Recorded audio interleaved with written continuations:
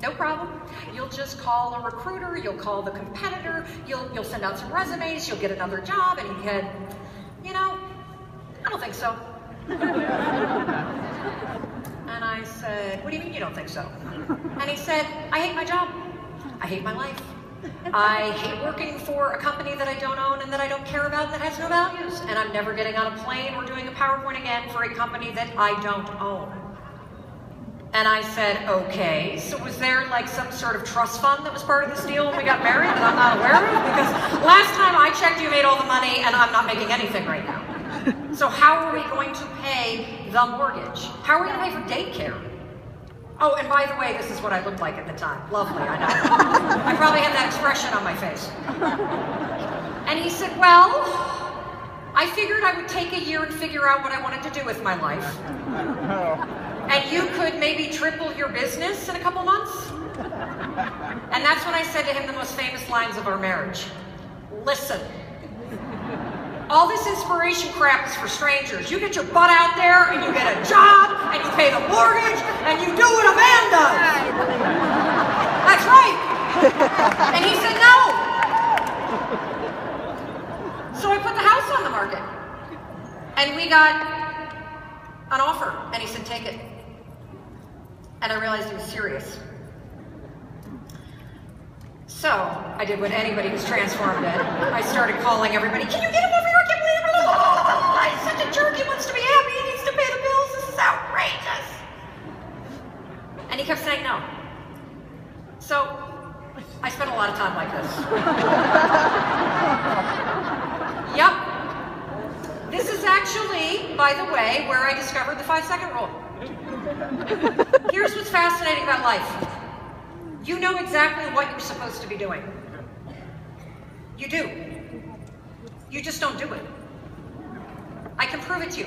How many of you, raise your hand if you would like to lose weight, get in shape, or otherwise be healthy? Raise your hand. Everyone. That's right. Keep your hand raised if you know what you should be doing to make that happen. That's right. Knowing what to do is never going to be your problem. That's right. It's whether or not you have the will to make it happen. So check this out. I knew lying in bed that I needed to get up. It's simple. But I was stopping myself in my head all the time. Simple. And what happened is I finally realized if I don't get up within 5 seconds of the moment my alarm goes off, I'm going to lay in bed like this for an hour. 5, 4, 3, 2, 1. Boom. The rule was born. And here's what's incredible. I started using it everywhere, and that's when my entire life changed.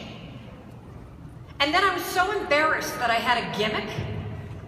And the way the 5-second rule works is the second you have an impulse to change, the second you have the thought, I should, you have to do it within 5 seconds. You have to, or else your brain eats the idea. So I used the rule to change everything, my marriage, my body, my job, the amount of money I was making. Incredible. Absolutely incredible. And I was so embarrassed that I had this little trick that I decided I gotta figure out if there's some scientific proof. Turns out there is. This is the coolest stuff that you're gonna learn today, from my speech anyway. Because the 5-second rule is super simple, super easy to use, but it's proven by neuroscience. Check this out. So here's the pleasure center of your brain. When somebody compliments you, when somebody gives you cash, when the phone rings, when it vibrates, dopamine goes off. This is where the brain absorbs it. This is the command center. This is the part of the brain, the prefrontal cortex, that you need in order to direct any kind of action. If you want to enroll people into your downline, if you want to introduce the opportunity of LifeVantage to your neighbors, you need this, the prefrontal cortex, to direct your actions. But here's the problem. The prefrontal cortex likes its habits. It likes doing what you always do. The second that you ask it to do something new, it sort of feels like this. Wait a minute, that's going to be really tough. Let's just go over here and do what we've always done. And there's a reason for that. I love this tagline by Nike, and the reason why I love it so much is it could have just said, do it. But they were smart enough to understand this. In life, there is always a moment of hesitation. If you're an Olympic athlete and you exercise every day of your life, if you're sitting at a computer checking email and you know you need to get out and go exercise, there is a moment of hesitation. When you think about introducing this business to somebody, when you think about picking up the phone and calling somebody to talk about it, when you think about getting out of your own way, was it Doug over there in the front row? There's a moment of hesitation. Your entire life is defined by what you do in those moments of hesitation. And here's the problem, and this is what you probably never knew. Your brain is against you. It is fighting you every step of the way. Let me show you how. Anybody know the attention span of a goldfish? 9 seconds. Your attention span is less. Not kidding. You're thinking about what you want to do. I gotta go exercise, I gotta go work on my business.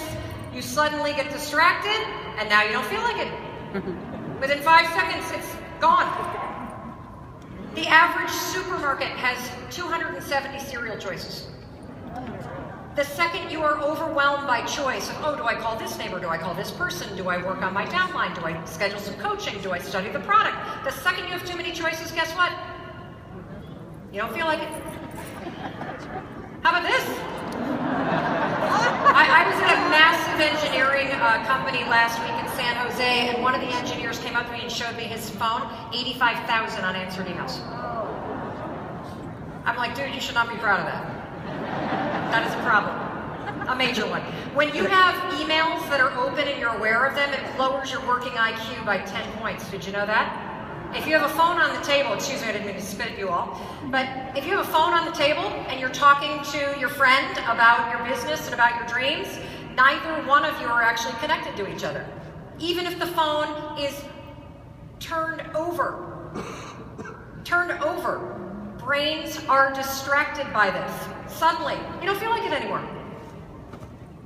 Spotlight effect, Barry Manilow. They did this interesting experiment that basically proves that you completely overestimate how much people pay attention to you. They don't at all. Nobody cares what you're doing, but you. Nobody. So all that stuff that you do in your head, like, oh, but they might not like me, or what if I see her at the barbecue and she says no to me, and then she's gonna think I'm weird and I'm pressuring her. She doesn't think about you at all. They did this experiment at Cornell where they made these college kids put on shirts that had Barry Manilow on them, and then walk into a room, and then they asked the kids that were wearing the shirts, how many people you think recognize the t-shirt? They overestimated by 4 times how many people actually saw the t-shirt. You're screwing yourself over. I don't feel like talking to her because then I'm going to see her later and then she's going to do this. The moment, it's gone. So your brain, you need your prefrontal cortex, but here's the problem. This is what life looks like right now. And when these things are happening, your brain floods with cortisol. Cortisol is like flooding the gas in your car, and suddenly you don't have enough oxygen and gas to start the engine. So what do you do about it? You only need to know this. This is just absolutely amazing. You're never going to feel like it. That's it. That's really it. You're never going to feel like it. Ever. Never, ever, ever. You only do the things that you feel like doing right now. Or that you're paid or pushed to, right? So in the areas of your life that you don't have what you want, just do the things you don't feel like doing. You've always been this way, by the way. Always. And if you think about children, do children ever feel like doing what they need to do? Never. My son never feels like getting off the computer, right? And then when I come back 5 minutes later, he's like, Mom, I was just shutting it down. What's wrong with you? But when you were a kid, think about it. You never felt like going out to play, doing your homework, helping with the dishes, feeding the dog, putting on your Sunday best, looking adults in the eyes, using your manners, doing your homework, nothing. Somebody had to push you. Now that you're an adult and you've taken this business on, here's the bad news. You have to push yourself. No one's coming.